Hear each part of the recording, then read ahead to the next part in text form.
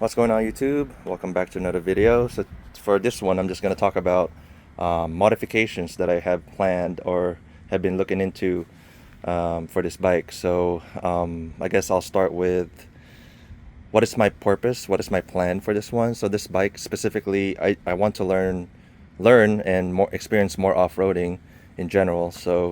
I went with a T7 because um, it's a can of worms. You can choose any bike to off-road with. You can, do a 690 Enduro all the way to a GSA.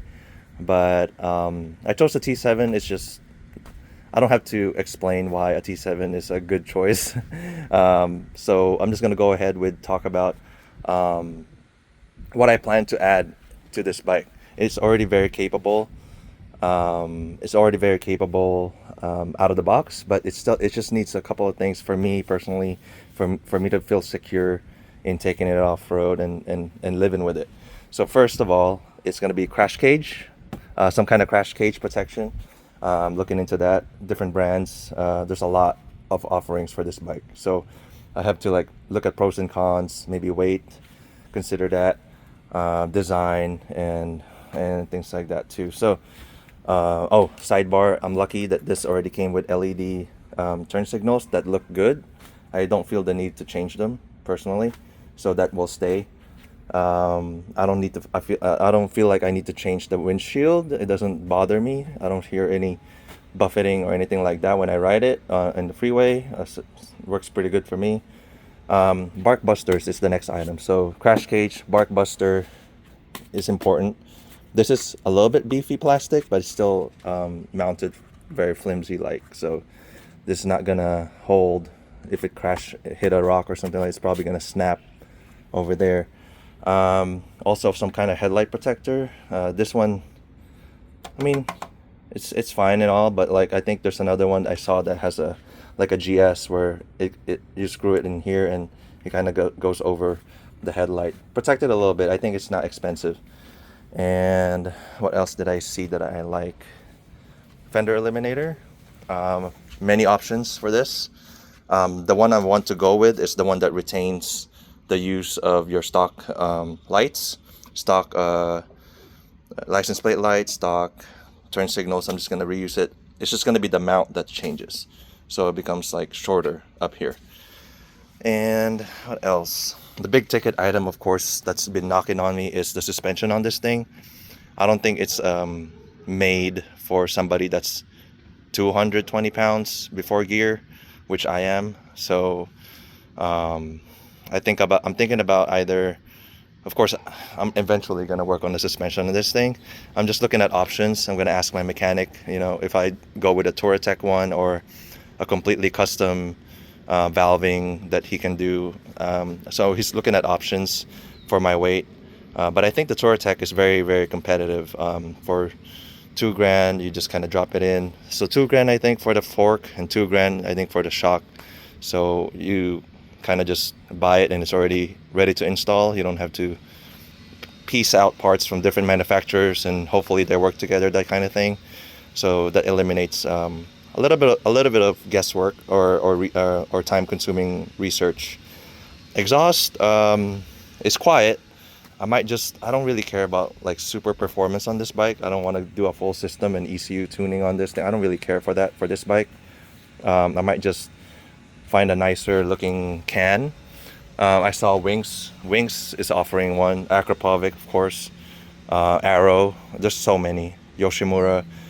So basically I'm just gonna go off of looks mainly because I don't really care if this is like, pushing so much horsepower. It's not really for that. I just kind of want a nicer looking side profile when you look at the bike. A bash plate. I'm thinking about the Touratech. I saw the design for the Touratech, which covers everything, and I like that. So basically, it covers like this whole front end all the way down, and that I like that. I like that design. Maybe some engine savers, case savers, GB Racing, something like that, covers for this, because I'm picturing it falling down, and this is a lot of exposure here, a lot of exposure. So if I have the crash cage here, it's not gonna really reach down here.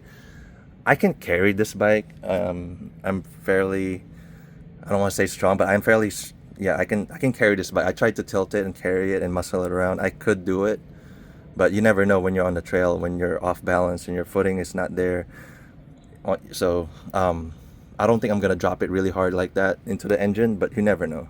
So I'm gonna try to see and get some protection for this suspension.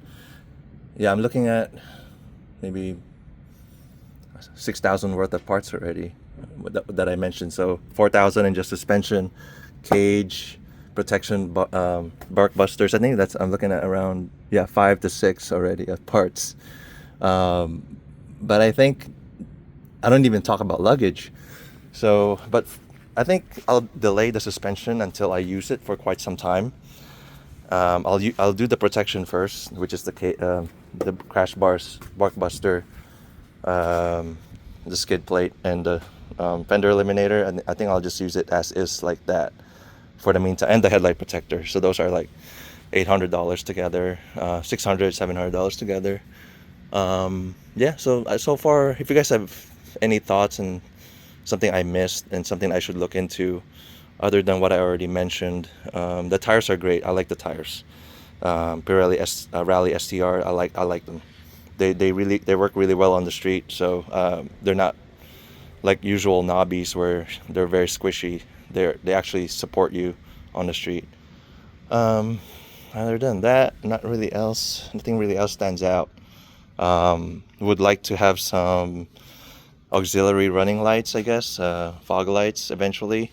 I saw one that's mounted right here on these screws from eBay, which is like a mounting, and then you mount it on that, which is kind of nice. It sits right here inside, so if it falls down on the side, it won't hit those lights. It stays right here.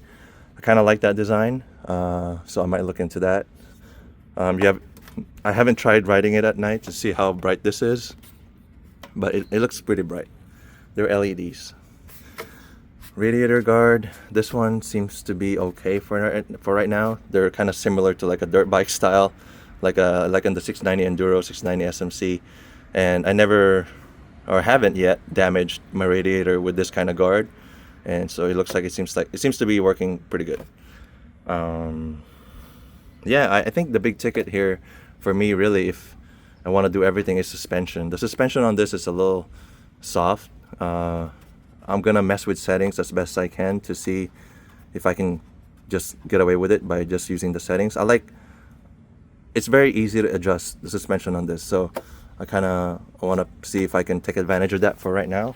But if not, I'll probably invest in suspension again, which is a huge difference out of anything. Suspension it's like gold. It's really what you should be doing first off. All right, so I think that's long enough. I think that I pretty much explained everything I wanted. So far, I've just been using it with my usual RAM mount for the phone. Maybe put some dash film on the dash here to protect it. I like the mirror. Everything else is great. So the seat's actually surprisingly comfortable. So I need to put more miles in it and see if I actually start hurting. But I don't feel the need to change this just yet. Okay, lastly, luggage. I don't know what to do with luggage yet. I don't know if I want to do a full rack with stuff. I think Perun Moto has a low profile rack. I think that I might do that because that's kind of important if you need to travel a little bit of a distance. And this is a 4.2 gallon tank, so I think something that you can mount a Rotopax to, or at least a day bag, would be nice. So a Perun rack might be something that I might get. So you replace these two with like an arm, and then it sits back here, low profile. It's really, really nice. I did it for my 1290 Super Adventure S, the Perun Moto brand one, and I really liked it. I really liked the quality. So yeah, so this is the bike. It looks really, really good. It reminds me of the Desert X actually. So, but I guess this is like the look everyone's been going for years before it became more popular, and they started producing more bikes like this. But KTM has been doing, all the manufacturers actually have been doing this kind of shape for years, and then it kind of got lost when adventure riding wasn't really popular, and then now it's popular. They're bringing back their old designs, and this is like, the Dakar kind of racing look. So It's really cool. So I don't know why it took so long to get back into the styling. So, all right, guys. Thank you guys for watching, and I'll see you guys on the next video. Hopefully with all the parts coming in.